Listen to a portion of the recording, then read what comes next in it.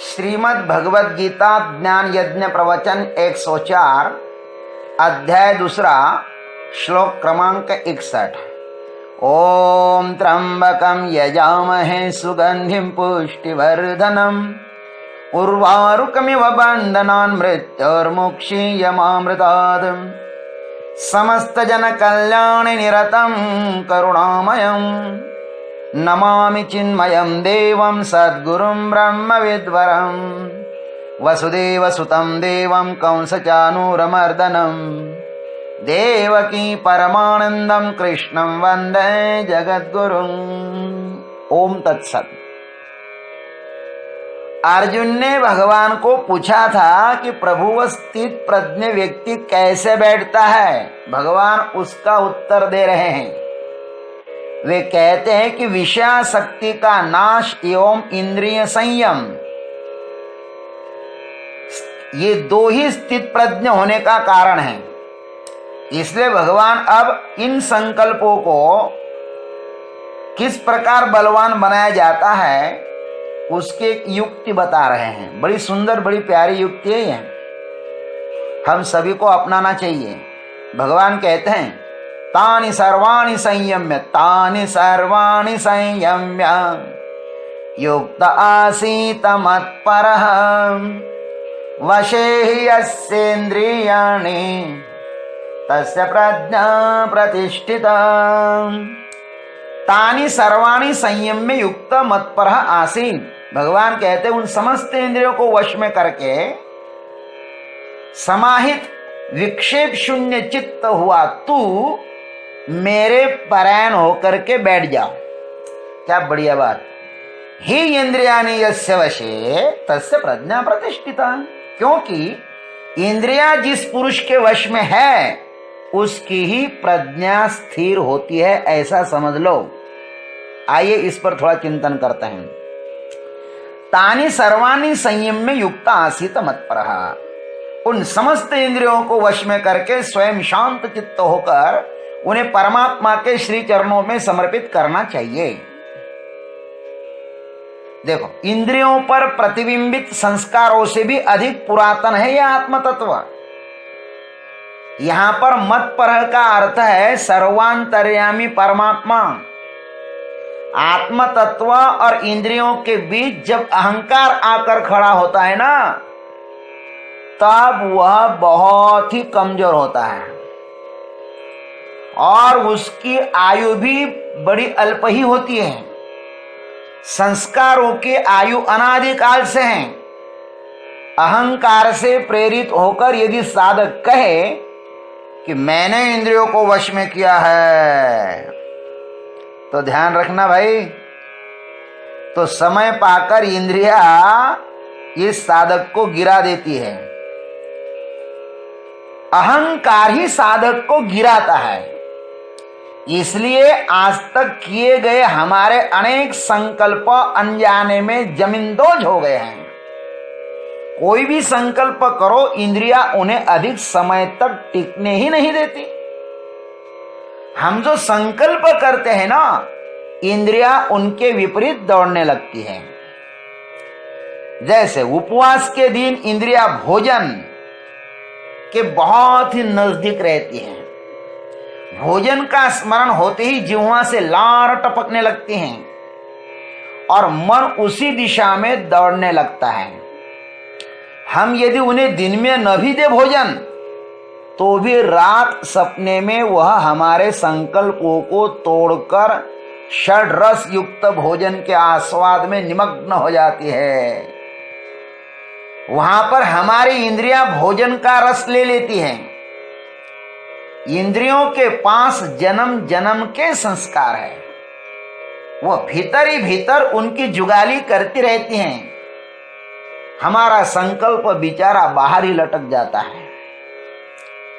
इन इंद्रियों के विरुद्ध ही यदि लड़ना है, तो इन समस्त इंद्रियों के संस्कारों को मन रूपी झोली में इकट्ठा कर अंतर्यामी प्रभु के श्री चरणों पर समर्पित कर देना चाहिए। इंद्रियों का सीधा संबंध परमात्मा के साथ होना चाहिए। परमात्मा के समक्ष वे सब नतमस्तक होगी, क्योंकि बड़ों को देखकर नतमस्तक होने की हमारी पुरानी संस्कृति है, यही हमारी सनातन संस्कृति है। अहंकार तो अभी अभी पैदा हुआ है, भला इंद्रिया उनके समक्ष कैसी झुकेगी? न जाने आज तक कितने अधिक अहंकार उनके देखते जन्म मृत्यु को प्राप्त हुए हैं। अहंकार आता है, पैदा होता है, मर जाता है। इंद्रियों ने प्रत्येक अहंकार पर प्रहार किया है, उसे तोड़ा है। भगवान इसलिए कहते हैं कि हे कौन्ते, तुम इन इंद्रियों पर विजय पाने का स्वयं प्रयत्न मत करो। अरे बहिरस्थ शत्रुओं पर विजय प्राप्त करना आसान है, यह अंतस्थ शत्रु बड़ा ही कठिन है। उन्हें तुम मेरे ऊपर छोड़ दो, तुम बीच से हट जाओ, आओ तुम मेरे पीछे खड़े हो जाओ, मेरे प्रकाश में इन सबको देखो। आने दो इंद्रियार्थों को, विषयों को आने दो, इनका दृष्टा बन जाओ। वे कुछ न बिगाड़ पाएगी तुम्हारा, तुम मेरे में स्थित हो जाओ, सब कुछ मुझे समर्पित कर दो, तभी तुम इंद्रियों के संस्कारों से मुक्त हो जाओगे। थोड़ा भी इंद्रियार्थों का माने विषयों का संस्कार यदि अपने पास रखते हो तो वही तुम्हारे जन्म मृत्यु का कारण बन सकता है अर्जुन। इसलिए मेरे और इंद्रियार्थों के बीच तुम्हारा अहंकार मत खड़ा कर दो। जहर सेवन करते समय भले ही थोड़ा ही दिखाई देगा, किंतु उसका अंतिम परिणाम शरीर का नाश ही होगा। अतः समस्त इंद्रियों को समेटकर मेरे में स्थित हो जाओ। अहंकार करो ही मत यार, अहंकार ही तो पतन का लक्षण है। ध्यान रखना अर्जुन, इंद्रियाणि यस्य वशे तस्य प्रज्ञा प्रतिष्ठिता। अरे भाई, इंद्रिया जिसके वश में होगी ना, उसकी ही बुद्धि स्थिर होती है। यहां पर जिन इंद्रियों की चर्चा चल रही है ना, वे ज्ञानेंद्रिय है। उन्हें अपने संस्कारों के साथ आत्म तत्व में बैठाना है। यहां पर गोलोक माने बाह्येंद्रिय की उपकरणों की चर्चा नहीं चल रही है। भगवान बाह्येंद्रिय की बात नहीं कर रहे हैं, ज्ञानेंद्रिय की बात कर रहे हैं। स्थित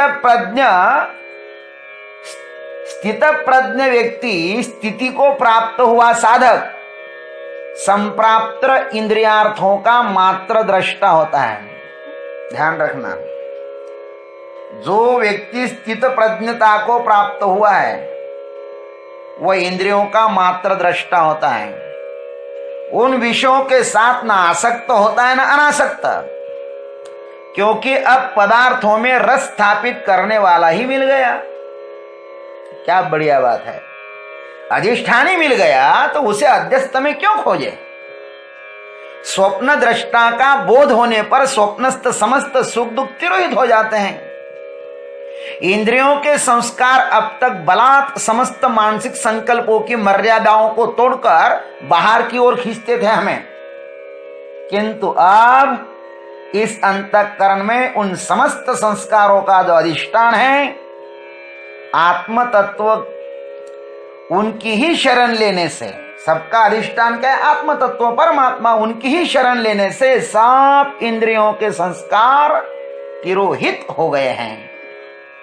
अब स्वयं में यह साधक स्थिर हो गया है, अविकंप हो गया है, अपने में लौट आया। बहुत जन्मों जन्मों से इधर उधर भटकता था, अब अपने घर लौट आया है। अब तक तो ये भूल भुलैया में फंस गया था, मानो अब अपने घर लौट आया है। क्या बढ़िया बात है।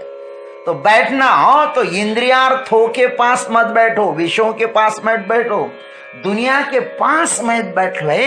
बैठना ही है ना तो अपने आत्मा के पास बैठ जाओ। जो अपने आत्मा के पास बैठ गया ना, उसको ही कहते हैं कि स्थित प्रज्ञ व्यक्ति का बैठना। उसकी ही प्रज्ञा कैसे प्रतिष्ठित है, तस्य प्रज्ञा प्रतिष्ठिता। वशे ही यस्य इंद्रियाणि, जिसकी इंद्रिया अपने वश में है उसकी प्रज्ञा प्रतिष्ठित है, स्थित है, ऐसा समझ लो। आज इतना ही। ओम तत्सत। जय गुरुदेव, जय जगदीश्वर, जय जय महाकाल। मिलेंगे अगले भाग में।